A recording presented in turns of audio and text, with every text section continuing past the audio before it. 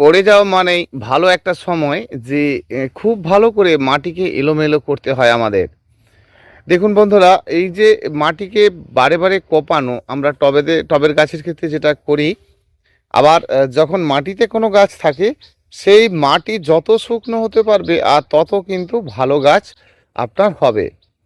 তো সে আপনি শাক সবজি যে কোনো ফলের গাছ যাই করেন না কেন, মাটিকে মনের মতো করে শুকনো করতে হয়।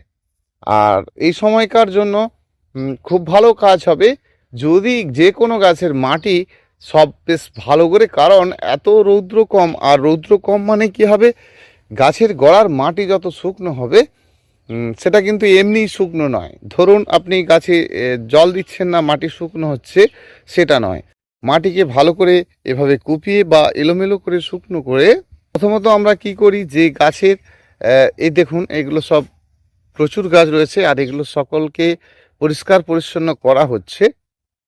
তো এই কেউ বেশি বড় হয়েছে, কেউ কম হয়েছে, সবকে কিন্তু একটা লেভেলে করা হচ্ছে। এরপর কিন্তু মাটিকে একদম পরিষ্কার করে কপানো হবে। আর এটা কিন্তু যে কোনো বারোমাসি ফুল গাছের কেন, সব ধরনের গাছের ক্ষেত্রে খুব ভালো। দু একটি গাছ বাদে আমরা এগুলো করলে কিন্তু গাছকে খুব ভালো করতে পারবো। ফুল গাছের ক্ষেত্রে আমরা কি করি, যে কাটাই ছাটাই করি, কিন্তু সব গাছের ক্ষেত্রে কাটিং করা যায় না। যেমন যে কোনো ফল গাছের ক্ষেত্রে এই সময় কাটিং করা নয়, কিন্তু মাটি কোপানোটা অতি জরুরি বলে আমি মনে করি। বিশেষ করে আমাদের এখানে দেখেছি যত চাষি মহলে, তাদের এই সময় যে মাটি কোপানোর একটা গুণ, অর্থাৎ মাটি যত কোপানো হবে সেই মাটি সারা শীতকাল ধরে আপনার শুকনো হচ্ছে রৌদ্রে, আর তারপরে তাতে গাছ রোপণ করলে দারুণ গাছ হয়। আর আমরা খুব কম সময়ের মধ্যে মাটিকে কুপিয়ে গাছ রোপণ করে ফেলি না, মাটি যত শুকনো হতে পারবে তত হবে কিন্তু খাঁটি। সেই জন্য সব টবের গাছ কেন, যে সকল বন্ধুদের মানে বাগানে গাছ রয়েছে, তো সেটা ফ্রুটসের গাছ হোক বা ফ্লাওয়ার হোক, যদি খুব ফার্স্ট ক্লাস করে কোপানো হয় তাহলে কিন্তু যে কোনো ফলের গাছেও জানবেন প্রচুর পরিমাণে ফল হবে।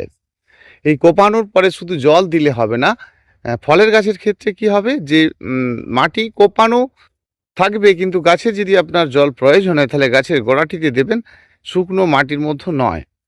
আর এটা বেশ ভালো করে শুকনো হওয়ার পর যদি আমরা ফুল গাছের ক্ষেত্রে ভরপুর জল দিই, তাতে গাছের রূপ কিন্তু অন্যরকম হবে এবং ফুল কুঁড়িয়ে সাথে সাথে ভরে যাবে। যে কোনো গাছের গ্রোথ এক কথায় সুন্দর হয়ে যাবে। সর্বপ্রথম আমাদেরকে এই কাজগুলো করতে হবে।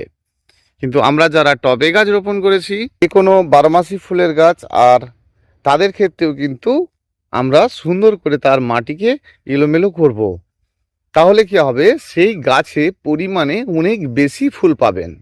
কারণ আপনি যদি আপনার গাছটিতে প্রচুর পরিমাণে ফুল পেতে চান, তাহলে আমরা যত গাছের শেকড় কাটিং করতে পারি তত কিন্তু গাছের শেকড় জন্ম হতে পারবে এবং নূতন নূতন যে কোনো ফুল গাছের ক্ষেত্রে বলবো যে প্রচুর পরিমাণে কিন্তু ডাল শাখা বেরোতে পারবে।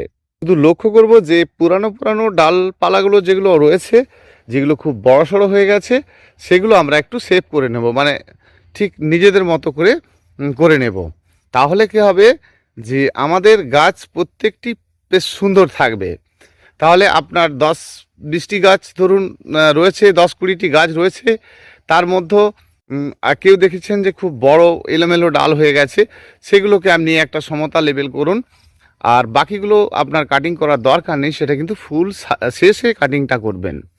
দেখবেন আপনার প্রতিটি গাছই ধীরে ধীরে যেমন ফুল হবে, ফুলের সাথে সাথে গাছও কিন্তু সুন্দর হবে। এরকম পরপর 3টি বেডের মধ্যে, মানে 3টি উঁচু সেটের মধ্যে প্রায় 2500 মাদার প্ল্যান্ট রোপণ করা আছে, আর বিভিন্ন প্রজাতির ফুল গাছ রোপণ করা আছে। তো প্রায় আমরা এদের থেকে আবার ডাল কাটিং করে চারা বানানোর জন্য করি।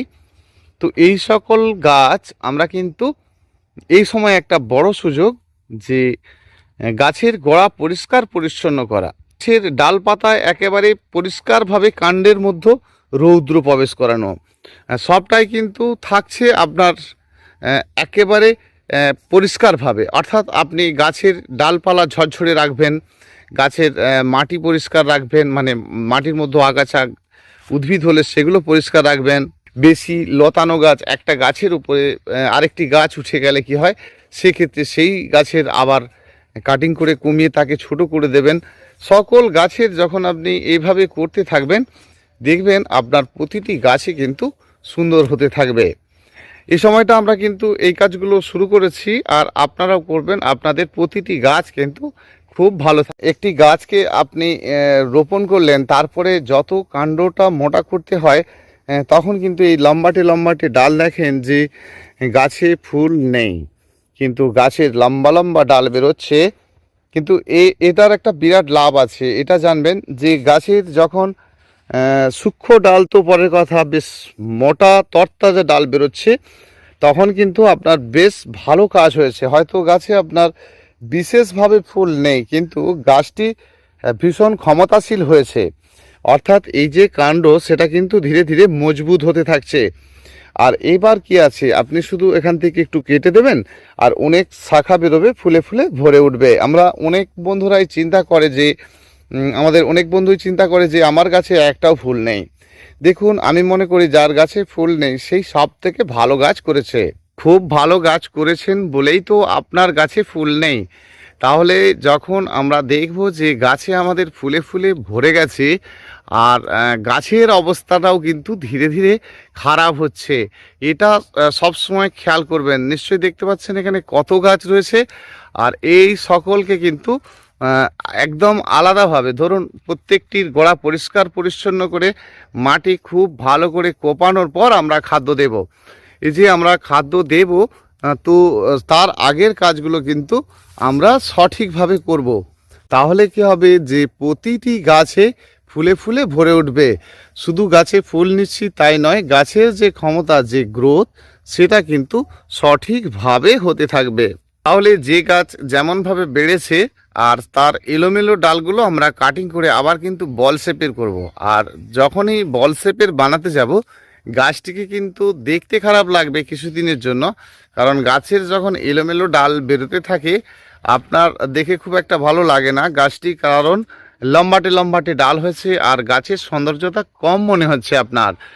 এটা অবশ্যই হয় যে গাছের যখন একটা একটা লম্বাটে লম্বাটে ডাল হয়, সেক্ষেত্রে যেন অগোছালো টাইপের একটা গাছ মনে হয়। সেই গাছকেই যখন আপনি কাটিং করে দেবেন না, আর ওই গাছের যে সৌন্দর্যতা আপনি নিজেও কল্পনা করতে পারবেন না। এত কম সময়ে এত সুন্দর গাছ হয়ে যাবে আপনার, আপনি ভাবতেও পারবেন না। গাছের যখন এভাবে অগাছালো ডালগুলো বেরোতে থাকে, আর তখন কিন্তু ফুলের দেখা থাকে না। কারণ এই ডাল যখন বেশ বড়সড় হয়, আর তারপরে কিন্তু এই গাছে এমনিই যেন গাছ খাড়ত্বভাবে দাঁড়িয়ে রয়েছে, তাতে ফুলকুড়ি থাকে না। সেজন্য আমরা এক্সট্রা এক্সট্রা ডালগুলো একটু করে কাটিং করে দেব, নিচে পাতা রেখে কাটিং করে দেব। তাহলে কিন্তু অনেক অজস্র ছোট ছোট শাখা বেরোতে থাকবে। এই গাছের ছোট ছোট শাখা বেরোনোর পরে কিন্তু গাছের ধীরে ধীরে ফুল কুঁড়িয়ে ভরে উঠবে। আর আমরা এই সময়টুকু কিন্তু অবশ্যই গাছকে সময় দেব। আমরা কাটিং করার পরে অজস্র ছোট ছোট শাখা বেরোলে তারপরে কিন্তু খাদ্য দেব। খাদ্য দেওয়াটা ঠিক এই জায়গা থেকে শুরু করুন, দেখবেন আপনার প্রতিটি গাছই কিন্তু সুন্দরভাবে হতে থাকছে। গাছ শুধু বছরে একবার কাটিং করতে হবে এমন নয়, গাছের ফুল শেষে আমরা গাছ কাটিং করতে পারি, গাছের ফল শেষেও আমরা গাছ কাটিং করতে পারি। যে সকল গাছগুলো একবার করেই ফল হয় বছরে, সেই গাছের কিন্তু আমরা যে কোনো সময় কাটিং করতে পারি না। অর্থাৎ ফল শেষে আমরা কাটিং করব এবং ফুল শেষে কাটিং করব, তাতে গাছের গ্রোথ ধীরে ধীরে সুন্দর হতে থাকবে।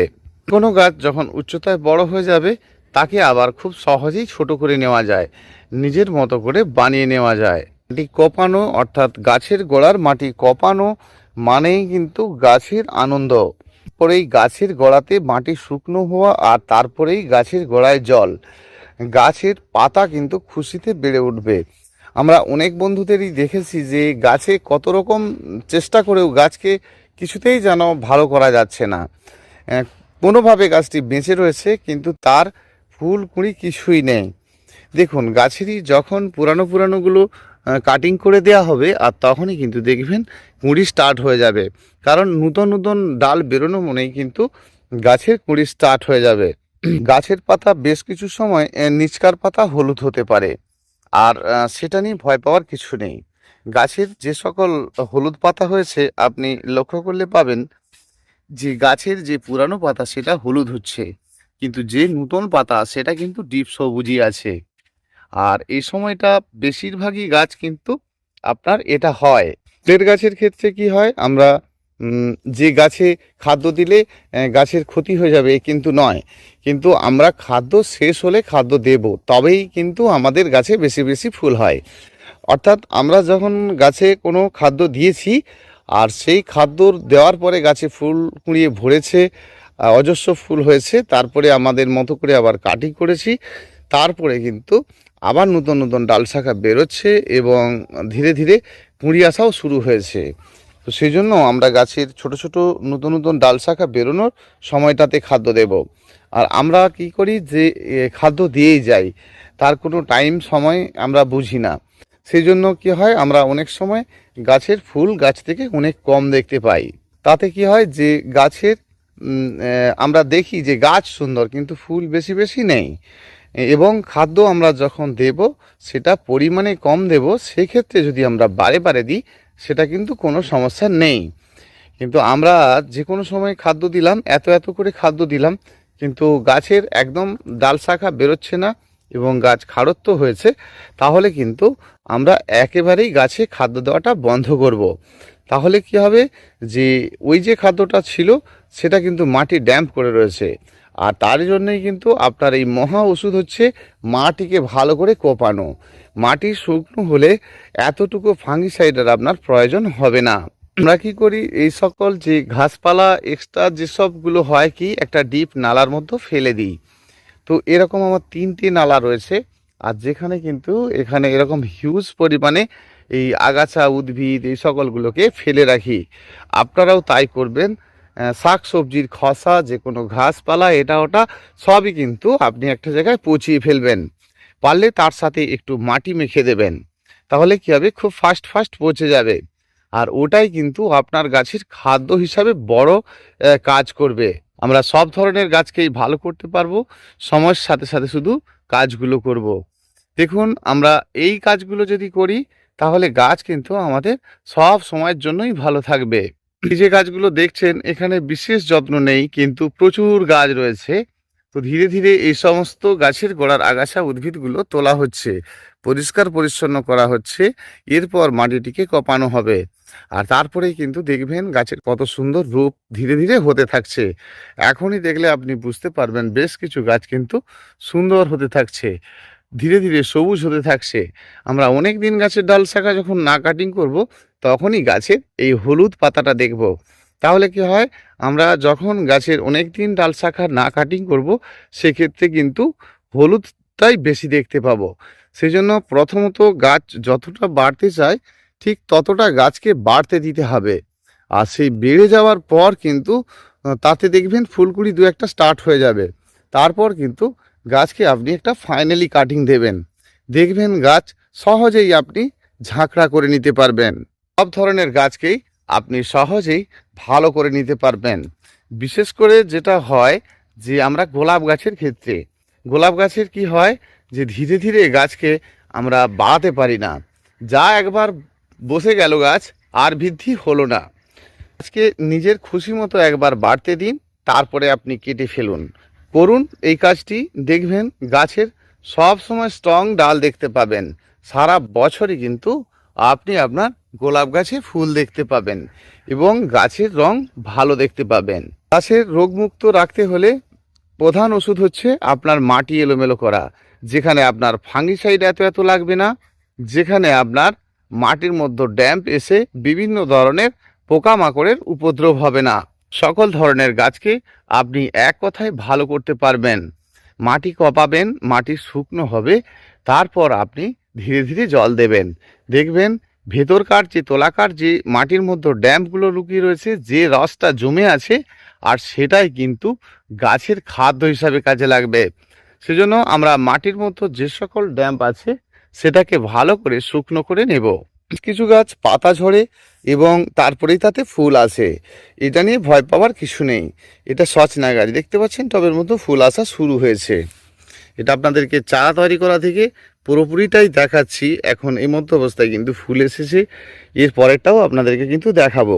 এখন আপনি বুঝতেই পারবেন না যে আপনার গাছের কি সমস্যা হচ্ছে, আর তখনই কিন্তু আপনি মাটি খুবড়ে প্রথম কথায় শুকনো করবেন, দেখবেন অনেকটা উপকার আপনি অবশ্যই পাচ্ছেন।